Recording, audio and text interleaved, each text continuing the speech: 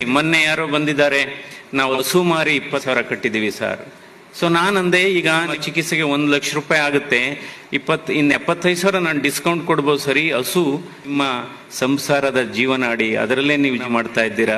ನಾನು ಹೇಳಿದೆ, ಇಲ್ಲ ಈಗ 25,000 ಇರೋದು ನಾನು ವಾಪಸ್ ಕೊಡಿಸ್ಬಿಡ್ತೀನಿ ನಿಮಗೆ, ನೀವು ಹಸು ತಿರ್ಗಾ ತಗೊಂಡು ನನಗೆ ತೋರಿಸ್ಬೇಕು ಅಂತ ಹೇಳಿದೆ. ಕಣ್ಣಿನಿಂದ ಗುರುತಿಸಿ ರಿಯಾಯಿತಿ ಚಿಕಿತ್ಸೆ ಕೊಡ್ಕಂತ ಒಂದು ವ್ಯವಸ್ಥೆ ಇವತ್ತು ಜಯ ಹೃದ್ರೋಗ ಸಂಸ್ಥೆಯಲ್ಲಿದೆ. ಬಹುಶಃ ನನಗೆ ಬಹಳ ದುಃಖ ಆಗೋದು, ನಾವು ಚಿಕಿತ್ಸೆ ಈ ಆರೋಗ್ಯ ಕ್ಷೇತ್ರದಲ್ಲಿ ಕೆಲಸ ಮಾಡುವಾಗ ಶ್ರೀಮಂತರು ಡಿಸ್ಕೌಂಟ್ ಕೇಳಿದಾಗ, ರಿಯಾಯಿತಿ ಕೇಳಿದಾಗ ಬಹಳ ಮನಸ್ಸಿಗೆ ನೋವಾಗುತ್ತೆ.